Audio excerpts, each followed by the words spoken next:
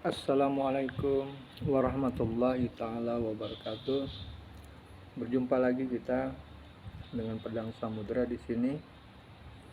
Kali ini saya akan membuat video untuk memberi tanggapan atas banyaknya beredar video saudara-saudara yang dari umat Kristiani, di antaranya dari Agatha, kemudian ada juga Mikana, dan termasuk beberapa pendeta yang sering sekali menyatakan bahwa Tuhannya lebih berkuasa sehingga bisa menjadi manusia. Kemudian karena terkadang Mikana itu sering menantang, coba tunjukkan satu saja katanya kekuasaan Allah Subhanahu wa taala, itu Allah SWT itu katanya. Tolong tunjukkan kepadanya tentang kuasanya Allah itu katanya. Nah, jadi hal ini kenapa saya membuat video tanggapan ini, lain tidak hanyalah untuk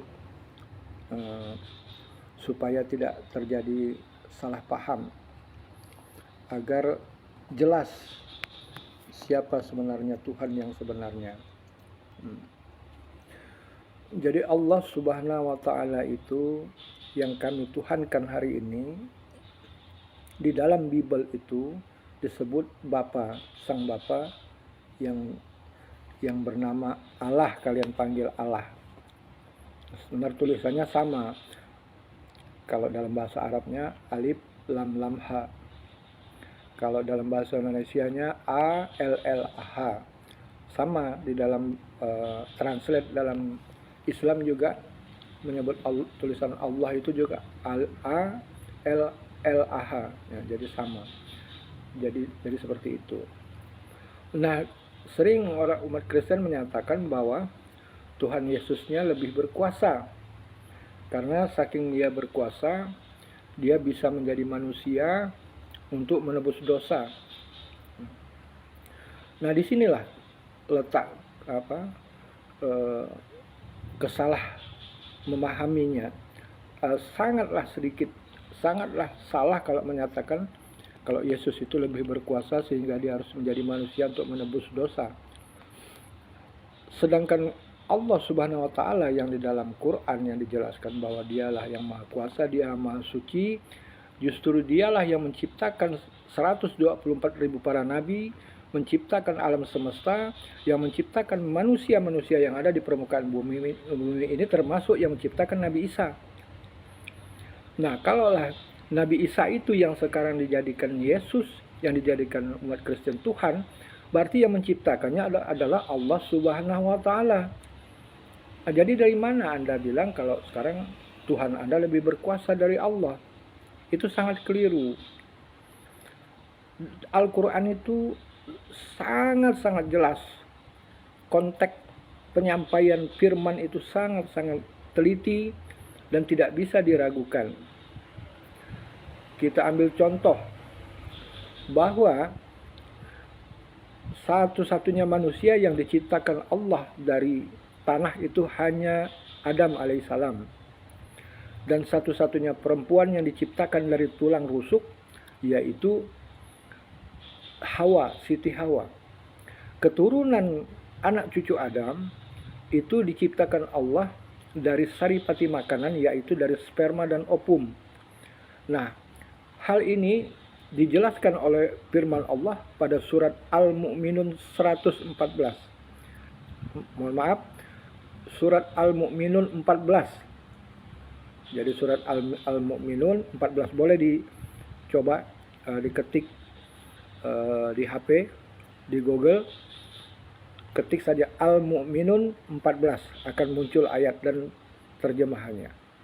Maka di situ dijelaskan oleh Allah bahwa manusia itu diciptakan Allah dari setetes mani menjadi segumpal darah menjadi segumpal daging menjadi tulang belulang dibungkus dengan daging, jadilah ia makhluk yang berbentuk. Maka itulah Allah menciptakan tubuh manusia. Tapi selama 4 bulan 10 hari dalam kandungan seorang ibu, janin itu, bayi itu yang sudah berwujud manusia, dia belum bisa berbuat apa-apa. Dia belum bisa bergerak, dia belum bisa berbicara, dia belum bisa melakukan apapun. Kemudian kata Allah, pada firman Allah di surat As-Sajdah 9, surat As-Sajdah 9, kata Allah dalam firman-Nya, kusempurnakan kejadian manusia. Artinya manusia tadi belum sempurna. Dengan kutiupkan roh, kata Allah. Kemudian dengan itu ia dapat melihat, dengan itu ia dapat mendengar, dan dengan itu pula ia mempunyai hati, yaitu rasa. Sayang sekali, kata Allah, sedikit sekali manusia itu yang pandai bersyukur. Suma sawahu manafaka fihi min ruhi wa ja'alakumus sam'a wal absara wal abida qalilan ma tashkurun. Aku sempurnakan kejadian manusia dengan kutiupkan roh, kata Allah. Nah, jadi roh itu ditiupkan kepada janin bayi yang 4 bulan 10 hari tadi dalam tubuh seorang ibu tadi, maka janin itu pun bisa melihat, bisa bergerak, bisa melakukan aktivitas. Kenapa dia bisa bergerak? Karena setelah itulah roh itu dimasukkan kepada tubuh si janin itu. Nah, begitulah Allah menciptakan proses manusia, keturunan Adam. Termasuklah Nabi Isa juga diciptakan prosesnya melalui rahim seorang ibu, dilahirkan sebagaimana layaknya manusia. Siapa yang menciptakannya? Itu Allah Subhanahu wa Ta'ala, sesuai dengan firman-Nya tadi, surat Al-Mu'minun dan surat As-Sajdah ayat 9. Jadi untuk Mikana, untuk para pendeta, untuk Agatha, kau buka pikiranmu benar-benar. Jadi sampai di sini jelas ya, yang sangat berkuasa itu adalah Allah Subhanahu wa Ta'ala. Di dalam Bible itu disebut Bapa, Sang Allah yang ada di surga, Bapa kami yang ada di surga. Cuma sayang, Sang Bapa, Sang Allah kalian abaikan. Kalian perkuat Yesuslah jadi Tuhan, padahal Sang Bapa itulah Tuhan yang sebenarnya. Tidak ada yang salah di dalam Injil. Agama yang dibawa oleh Nabi Isa itu tidak ada yang salah. Jika Anda mempertahankan ketuhanan yang sebenarnya, yaitu Allah Subhanahu wa Ta'ala, dialah yang berkuasa. Itu. Yang kedua, saya nyatakan, mana lebih berkuasa?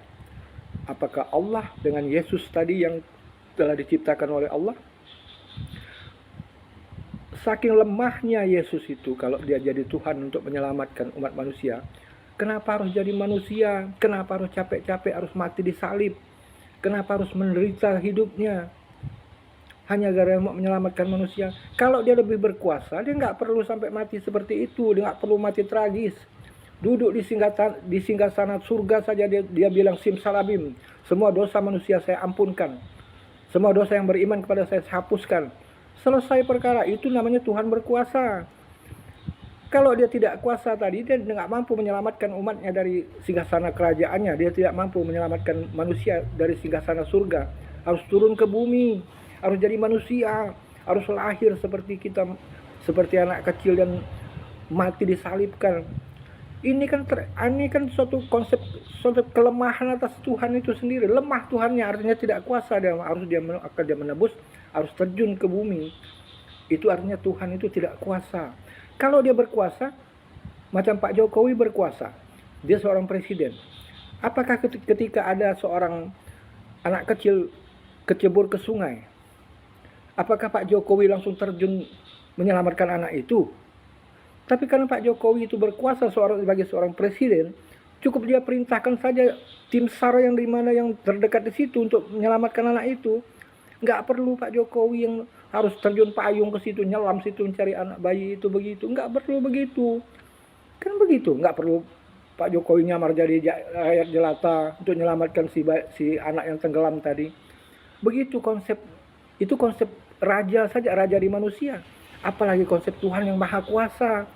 Nggak perlu dia harus mati disalib menderita seperti itu. Kan begitu konsep ketuhanan yang lebih agung, lebih mulia, dan lebih masuk akal. Jadi Tuhan yang sebenarnya, dia berkuasa, Sang Bapa tadi itu, dialah yang menyelamatkan. Maka Nabi Isa adalah jalan, hanya